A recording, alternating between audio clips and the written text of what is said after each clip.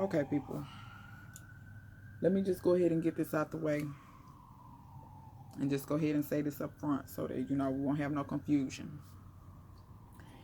If you are sensitive to real and effective gardening information, you may be offended by this video. If you are in love with marigolds, you might be offended with this video. But for those of you who want that real game, keep listening. So this year marks, it's either my 6th or my 7th year gardening. I want to say it's 7 years because I think before I moved here, and I know I've been here for 5 years, but I think before I moved here, I think I gardened 2 years. At least 1.5 years I gardened, but let's say 6 going on 7 years gardening. I had fig trees before I was even gardening. Hey, Felix. I had fig trees before I was even seriously gardening. I saw some fig trees real cheap, and I knew I liked figs, and that's all I had. Now I've had my fig trees for about 8 years, but that's all I had. I didn't have anything else, and I didn't consider myself gardening then because I just had figs in a pot, growing them, and they weren't even fruiting at the time. So that being said, this year, well, after watching all these different people garden, all different parts of the world, and all over, just different styles of gardening, just all that different stuff. After watching all these people, I was like, okay, so people really be growing these marigolds. I'd never grown marigolds. 2020 is the first year I grew marigolds. I had never grown them. I said, well, 2020 is already a crazy year, with everything that's going on. Why not just make it even crazier and do something different in the garden and grow marigolds? I'd heard about all this pest repelling that they do, and, helping the soil and just all this different stuff. And I'm like, okay, well, I'm going to try marigolds. So somebody sent me marigolds seeds, which I was very grateful for. And I planted them. And I grew them, and the marigolds were very easy to grow. They came up very quickly, no problems with the seeds. I pretty much just threw them on the ground and watered them, and they were the first thing to come up. And I didn't have, at first my marigolds was getting eaten up by something. I don't know about what. But eventually they just outgrew it, whatever it was, and whatever was eating them quit eating them. Okay, now, fast forward. I start seeing these bugs I've never seen in the garden before. And I went and did some research, and I found out they're called harlequin bugs. And then later on, and let me mention this, before 2020, I've only had one hornworm in my garden, period. And that was before I even started doing YouTube. The first year I came here, I got a tomato hornworm. Just one. I picked them off, fed them to the birds. Never saw tomato hornworms again until this year. And I'm going to be honest with y'all. I watched people all the time and used to wonder, like, why do you get tomato hornworms so much? And I never get them. I didn't think much of it. Just, keep gardening, keep doing your thing. So like I said, fast forward to this year, grow marigolds. Y'all saw my hornworm video where I picked those hornworms off. Well, keep in mind, if you watch me enough, I did a video before that where I showed hornworm damage. And I was telling you all that there are birds that perch in a tree near my garden. And I think that those birds had picked the hornworms off, because birds will eat hornworms. And I think the birds had picked those hornworms off before I got there, because I searched high and low on those plants, and I had no more damage. Because y'all know how hornworms are. If it's on there, you will know it. If they eat so fast, you will know. Like, because you'll be missing a leaf, you'll be missing a stem, you'll be missing, you'll be missing leaves off a whole stem in a matter of, that's just how fast they eat, in a matter of minutes. You know what I'm saying? So there were no more hornworms, but I know I saw the damage, and I saw the, their little poop they leave. So I said, okay, birds must have got them. I said, I don't get hornworms. Then y'all saw the video where I picked one off. If you haven't seen the video, you better go see it. Now, that's the one that I caught. Later on, I did see, let me see, about a month after that, I did see some more damage. But once again, that time I actually saw the bird swoop down into my tomatoes and fly off with the worm. I was looking out the window and saw him, and that's what made me come outside. And then that's where I saw the damage, because I saw where the bird, swooped down to the tomatoes and where it was. I said, oh wow. He didn't do much damage. The bird got him. So I said, okay, I don't ever get hornworms. This is new for me. Then fast forward a little bit more. Fall starts to come. Well, not only that. Let me go back. I started noticing I had assassin bugs in my garden. I've never had assassin bugs before. Assassin bugs are not bad. They actually eat the bad pests. The pests that potentially will eat your crops. Assassin bugs eat those. Y'all can research assassin bugs and see what all they eat. They eat a lot of different other bugs. That's why they call assassin bugs. So they're kind of like a praying mantis, if you will. Praying mantis eats a lot of other pests in your garden. So, and that's another thing. I saw a praying mantis this year. Never seen a praying mantis in my garden before. So when you start seeing these predator bugs that eat other bugs as prey, that means in order for you to see a praying mantis, you must have bugs there that it likes to eat. In order for you to see ladybugs, you must see bugs there that it likes to eat. It's just like vegans don't go to barbecue joints.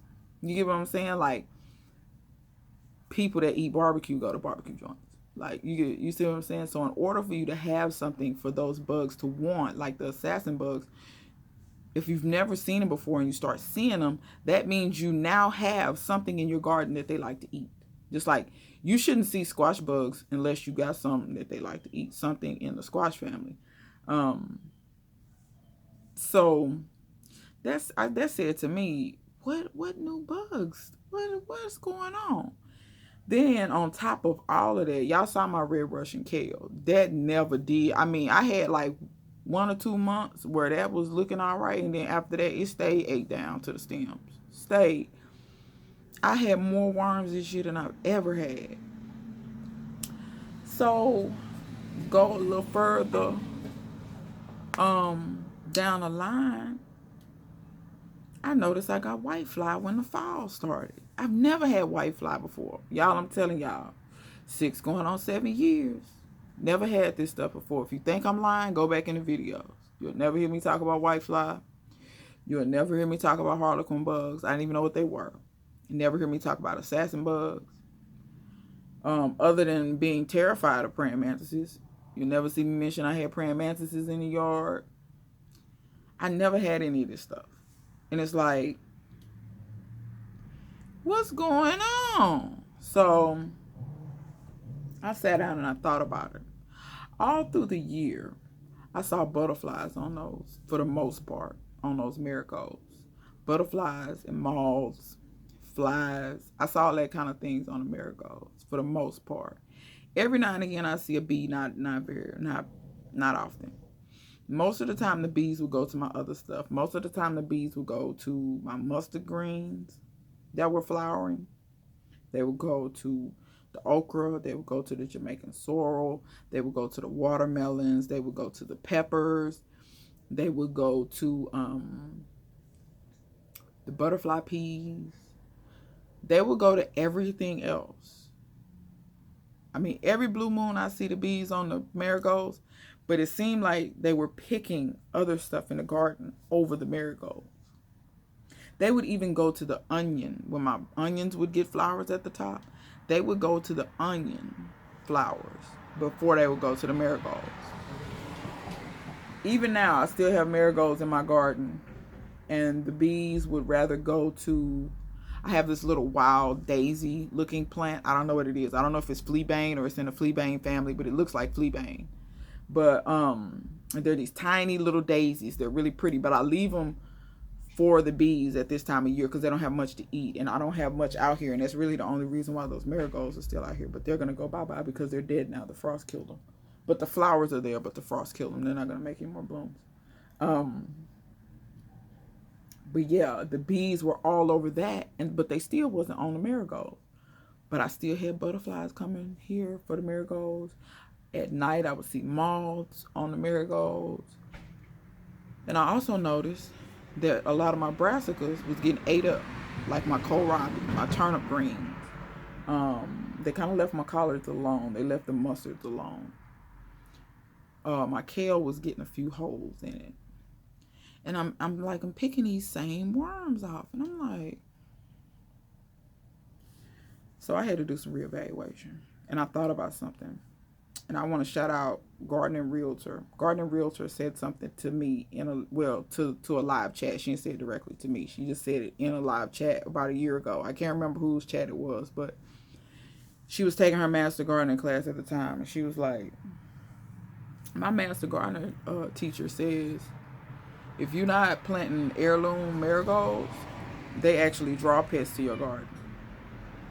And when she said it, I was like,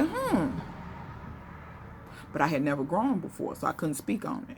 I had never grown them. Well, see, I've grown them now. Now I can speak on them. I believe she was absolutely right. I believe her teacher was absolutely right. The only thing I've done different this year is the marigolds. I've grown in the same soil media. I've used the same practices. I've used the same products. Y'all know I don't use many products anyway. I make over 90% of my fertilizers, and next year my goal is to make all fertilizers, grow all fertilizers, all composting in place, all those types of methods. I'm getting to the point of my life to where if it costs me money, I don't want it.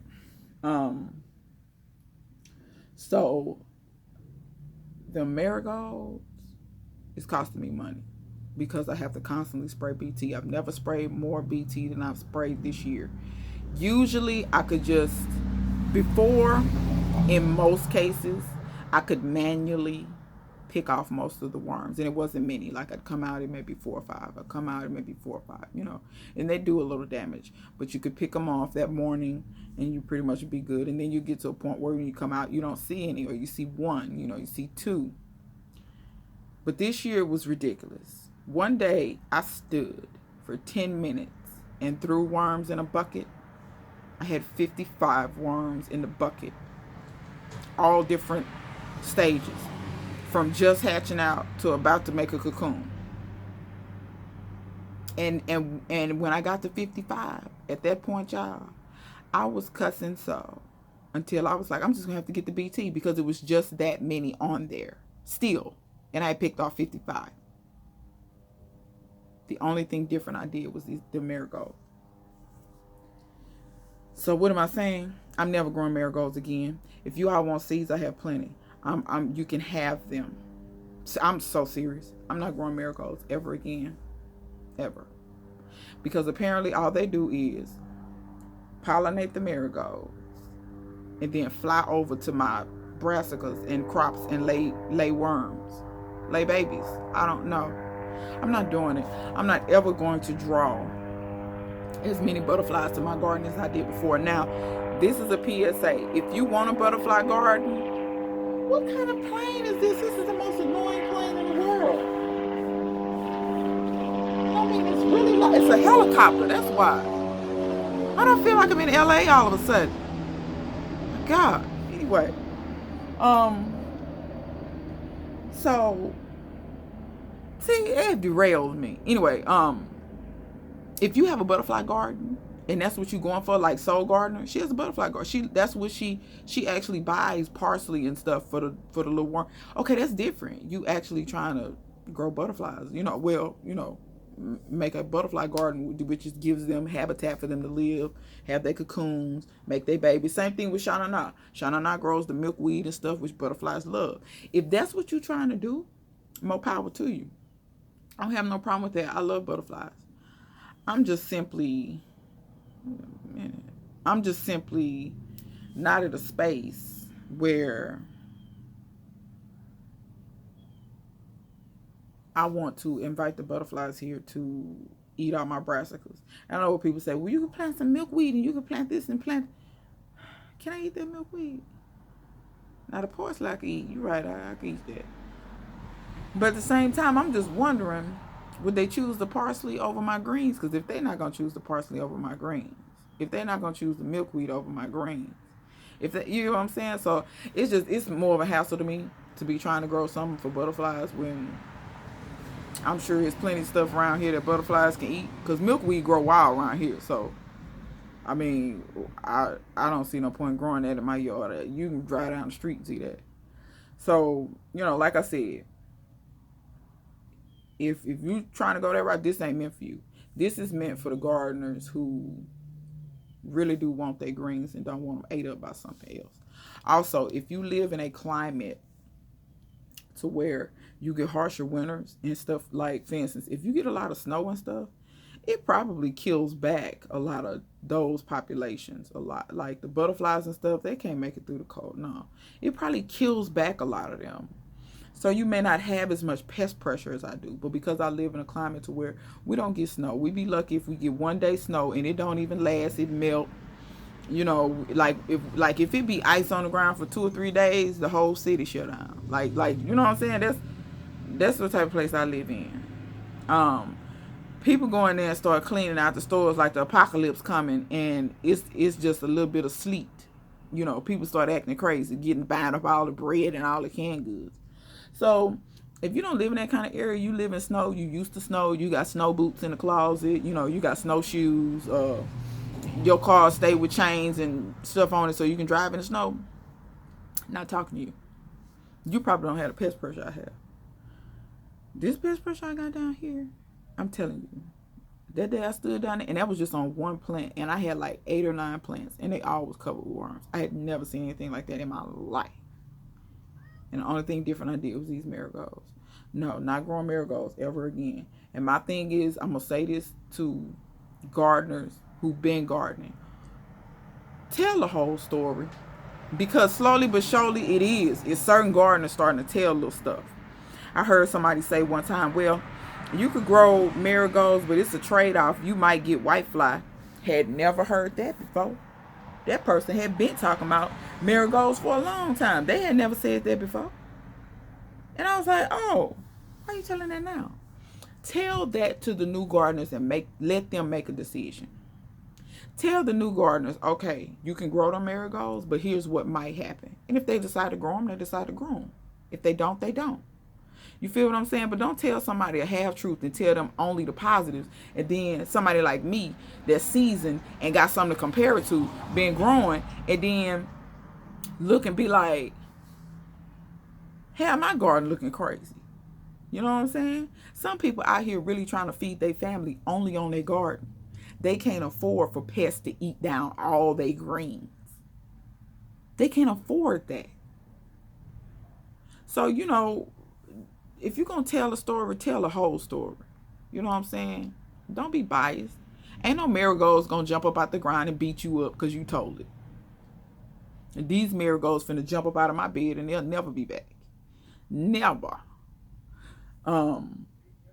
Another thing is this here. I want to issue this challenge out to people for the coming spring.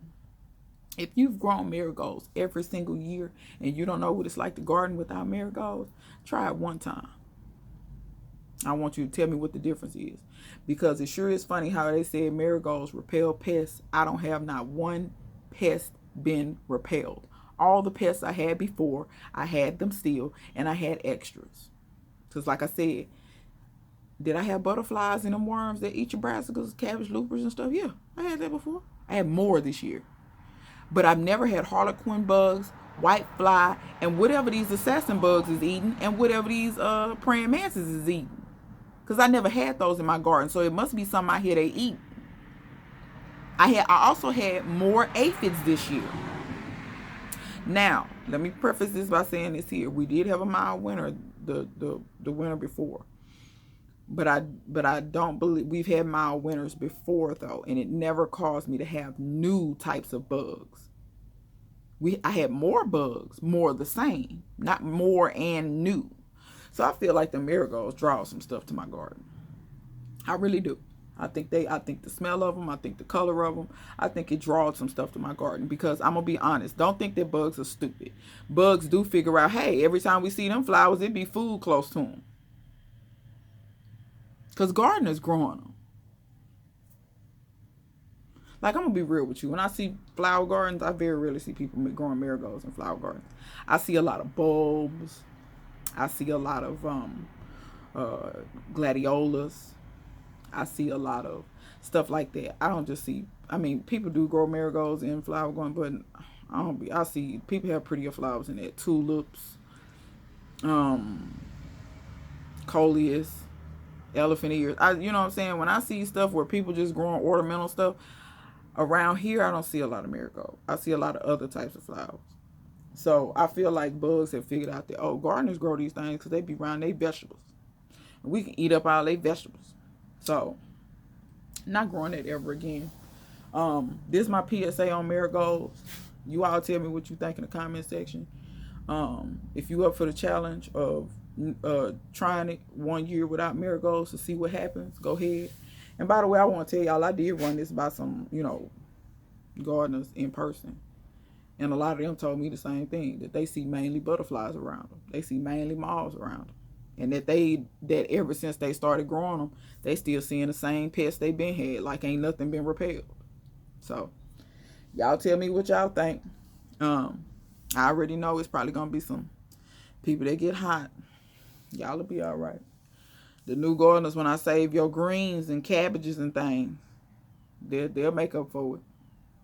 But that's my time. Until next time, see you guys later.